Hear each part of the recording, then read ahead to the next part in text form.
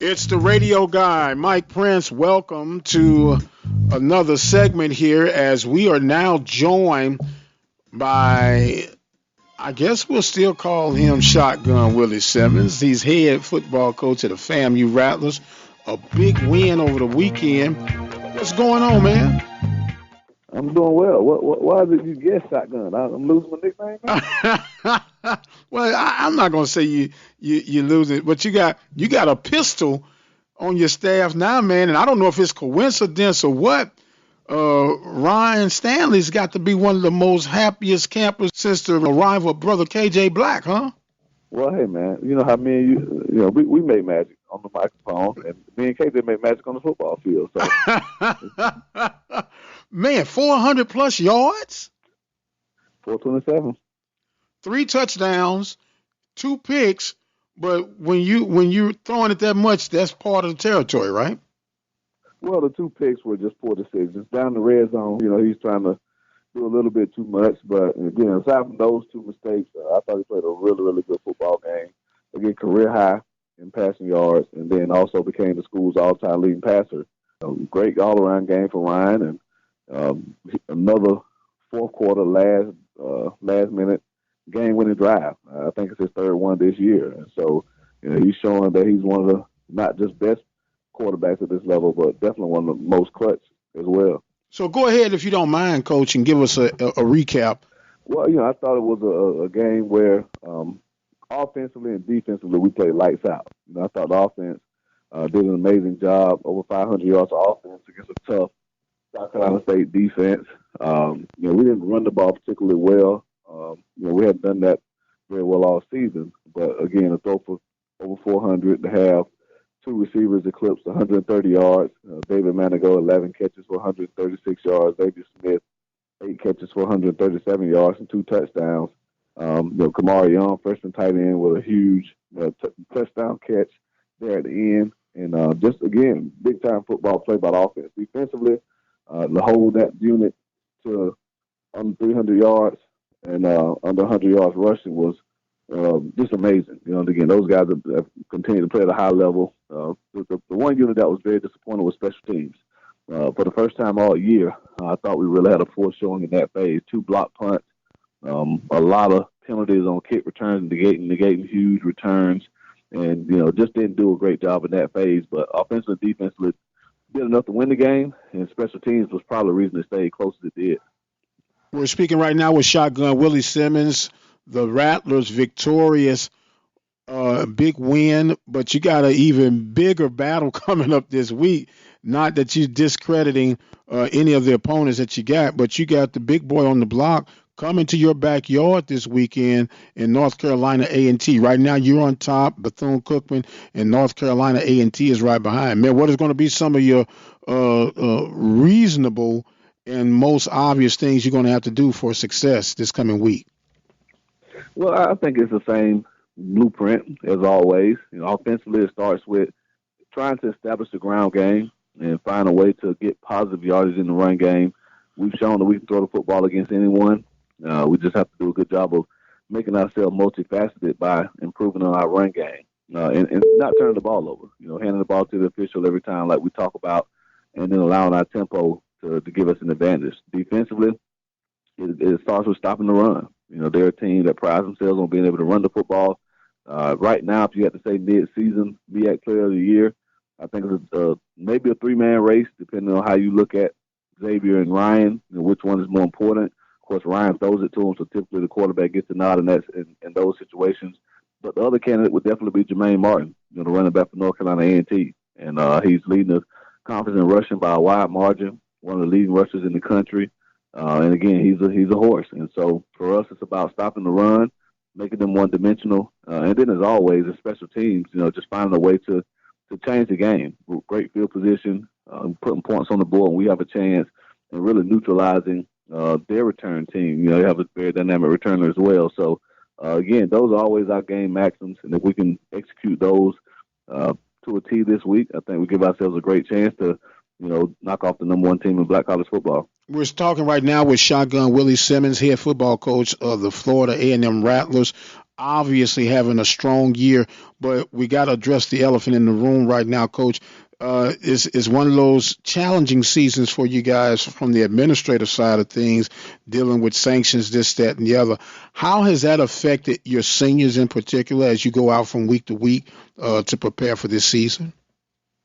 I don't think it's affected those guys at all. When the sanctions came down, we had a conversation as a team, and we told the guys that we would address it right then, and we wouldn't talk about it again. That we'd move forward and that we control the things that we can control, and that's what those guys have been doing. We have a philosophy here at Florida A&M to be where our feet are, and that basically means we focus on what's right there in front of us. And what's right here in front of us right now is another opportunity to get another win, to stay on top of the conference standings, to move an inch closer to being the number one team in black college football, and that's what the guys should focus on. And so, they've taken that mindset all year, that approach, and I think it served them well because they haven't looked ahead to certain teams. They haven't played down the competition, and it's allowed us to continue to go to work every single day and give ourselves a chance to be the best team that we can be on Saturdays. And even though we're not playing our cleanest at all times, we are making the plays that need to be made when it's necessary. Now, when it comes to recruiting and things of that nature, has that been a little bit more challenging now, knowing that, if you allow me to put it this manner, that your dirty laundry is being exposed? Actually, it hasn't. Winning has a way of curing all those things, and we're riding high right now, 5-game winning streak. We've had great attendance to all three of our home games this year, over 20+ thousand at every game. The recruits have seen that. We have a lot of heavy social media following. Xavier Smith, his catch against Southern went viral. We even had Ocho Cinco commenting on the route and sending out shout-outs to FAMU and the FAMU football team. So I think prospective student athletes are seeing what's going on here at Florida A&M. Of course, they have a lot of those guys have teammates that play here. And so in the state of Florida, the FAMU name is still as strong as it's ever been. And I think the success that we're having on the field is really helping us out in recruiting, and we're starting to get contacted by a lot of prospective student athletes who are taking notice of what's going on here on the field. Absolutely, and as you say, winning has a tendency to cure all those things. It's contagious, just like losing can be contagious as well. Well, no doubt about it. Like I tell people all the time, I mean, winning is a habit, but so is losing. And so for us, it's been about developing winning habits since we got here, and those guys are really buying into that philosophy. And I think that's why you see them have so much success not only on the football field, but in the classroom and out in the community. Well, Shotgun, you know that I'm pulling for you all the time, and I hadn't had to go against you only one time, and that was because of the swag love. You know, you know how that goes, man. But as I said, you never take that stuff personal. You my guy through and through. Continued success to you, man. And you keep taking care of my brother KJ down there. Can you do that for me? Well, hey, as long as Ryan Stanley keeps lighting up the scoreboard, leading us to victories, we're going to take care of him very well. As long as we can. Somebody tries to poach him away from us for developing, like I said, one of the best quarterbacks at the FCS level right now. But he's doing a phenomenal job. Just a great football coach, really knowledgeable. Has really helped me on game day as far as, seeing things, recommending things during the game, making game time adjustments. And again, his impact on this offense is being shown. Now it's probably evidenced by the fact that we're throwing the ball so much more now.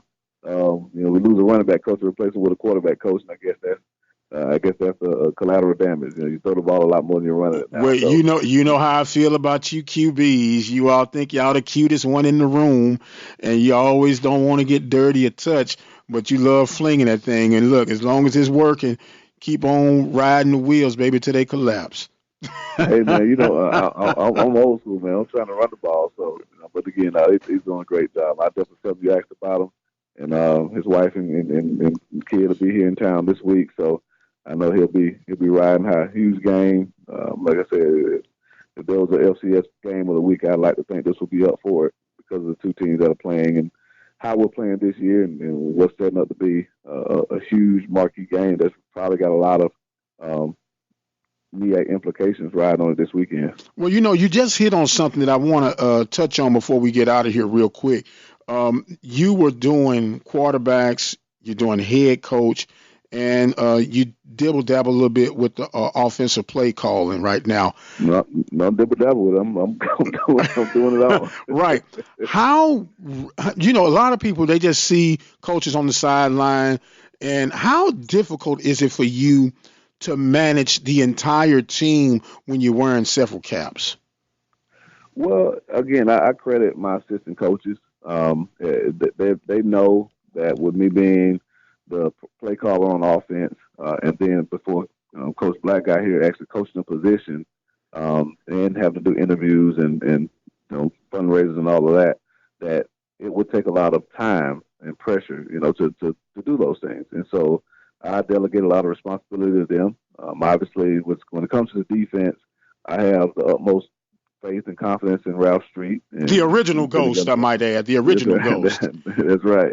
But again, I rarely dibble and dabble on that side of the ball. During the game, if I see something that the team is trying to do to attack us, I'll let them know. I yell out down and distance to them, tell them whether it's 4-down territory and things like that. But as far as play calls, I very rarely, suggest a play call. I might ask them if we have a certain pressure in, because I see how the team is trying to protect against us. But again, I let him handle the defense with the special teams coaches. I'm aware of what we're doing in all those phases, but again, I don't really dibble dabble too much in, what we're doing special teams wise. We talk about personnel as a staff, but that's really about it. So I think, with my focus being making sure that we're efficient on offense, doing a really good job there, it will be hard for me to try to micromanage every single part of this program. My main concern is fundraising, being an ambassador for the university and the program, and then again, recruitment and making sure that the offense is doing what it needs to do. So again, but I have a lot of trust in those guys as assistant coaches. That's why I brought them here, and I think they're all fine quality coaches. But I think that's the only way to make it work. Otherwise, I'd be stretched too thin, and I wouldn't even have time to come do an interview with my favorite guy. Oh man, too kind, too kind, too kind. So I want to make sure I'm getting an understanding. When it comes to offensive play call, you 100% call all the plays, or do you taking recommendations from some of your offensive coaches? Well, I call them all. Obviously, between series, we'll talk as a staff about what we see, what they've been doing, ask them any suggestions of what they think might work. Obviously at halftime we go in and make adjustments, but I am responsible for every play call, just like Coach Street's responsible for every defensive play call. We're the primary play call. We're the sole play callers. Again, Coach Jackson has the title of offensive coordinator, and he helps a lot with the organization of weekly practices and scripts and things like that. But when it comes to the actual game day calls, that responsibility falls squarely on my shoulders. Okay, and when you go to your scripts, are you dead set 100% anchored in your scripts, or do you kind of throw that out the window when you see certain things given, or do you have a certain set of plays that you like to run your scripts to get a feel for how the game's going to go? Well, it's all a feel. The thing that you try not to do is deviate from it too much as far as calling something maybe that hadn't been run or practiced. I think that's always a little bit dicey. Maybe you run something in week one and hadn't really run it again, but you get in the ball game, you think it might work. Well, you call it, not realizing that these guys hadn't really practiced that in 5 weeks. And so sometimes you have to be careful. So if we do deviate off of it, we typically go to something that's what we call our base offense, a base run, a base pass concept, something like that we do. Or you just have a little tweak to it that you'll, on the sideline, say, hey, guys, I know this route you've been running a curl, but because of what they're doing, this time you're going to run a post, something like that. So, again, I try my best to stay on the script, but, during the week, we chart the plays that we run, practice during the week against the defenses that we see, and we want to make sure that we carry plays into the game that we've practiced and that we feel good about. And but play calling is a feel. Sometimes you get in the game and you just have a feel and you throw something out there that just seems like it fits. Sometimes it works and everybody's high-fiving and clapping. Sometimes it doesn't. You have to take responsibility for running something that you haven't practiced in a couple of weeks. But, the staff works together well. The players, trust us in this system. And, the proof is in the pudding. We've played extremely well on offense right now. Again, we can find a way to run the ball a little bit better. I think we have a chance to be one of the best offenses at this level. But, the guys are really doing a phenomenal job of converting third downs, of getting first downs, all the things that we preach and talk about in this offense. they're really buying in and doing a great job of those things. And I think that's why we've had the success offensively that we've had so far this year. And typically, Coach, how many plays do you have in your offensive playbook arsenal? Well, a lot more total than we go into the game with. I'm sitting here looking at my play board, so to speak. If you came to my office, you'll see my entire offense on the board, formations, the run game, pass game, screens, protections, the whole nine. But again, we condense that when we go into the game. There's certain formations that we'll run this week that we won't run next week. There's certain motions and shifts. There's certain run pass options that we'll run week to week, certain pass concepts, based on what the defense is giving us. And so with 20 hours a week, it's very hard to practice the entire playbook every single week. And so you have to be strategic in what you decide to run. You always want to try to mix in a couple of gadgets here and there, some trick plays and things like that you have to practice. And so with every trick play, that takes a rep away from a base play that you run. So I think the thing that we've learned in this offense over the years is that less is more. And it's not so much about how much you can take into the game, but it's how well the guys can execute the things that you take into the game. So we place a high emphasis on repetition in practice, on making sure that we practice the plays against the looks that we think we'll see. And then if they give us anything differently, be able to make those quick game time adjustments to give our guys the best chance to be successful. And like I said, so far this year, judging by our offensive success and the wins that we have, our staff has done a phenomenal job and our players have done a phenomenal job of taking what we've practiced and then applying it to the game on Saturday, but then also being able to make real-time adjustments to counter what we might see that might be different than what we've studied. Well, as the old saying goes, if it ain't broke, don't try to fix it. 5-1 are the Rattlers, 2-0 in conference play. A huge game. I'm sorry. 3-0. 3-0. I do stand corrected. 3-0 in in the Mid-Eastern Athletic Conference. A huge game coming up against the Aggies of North Carolina A&T. Coach, it's your time for your final thoughts and comments, and the floor is now yours. Well, as always, it's always an honor to be on the show.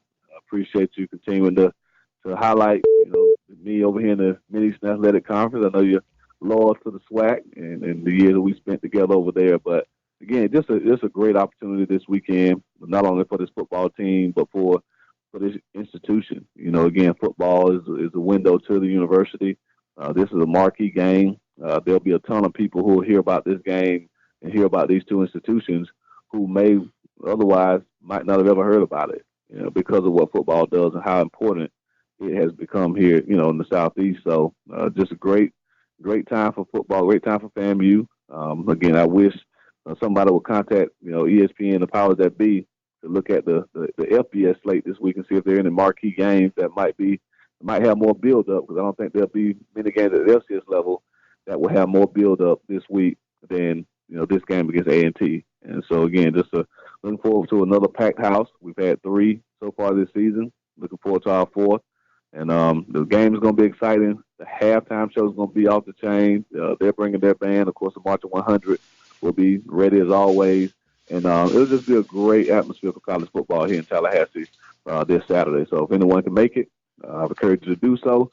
If not, tune in on TV and watch us as we take on the defending MEAC and Black College National Champions in our quest this year to become the 2019 Black College National Champions. So, again, thanks for your time, Mike, as always, and look forward to catching up again real soon. All right, man. Look, let me tell you something, man. If you build me a platform and a booth, I'll come out there and be your game day for you.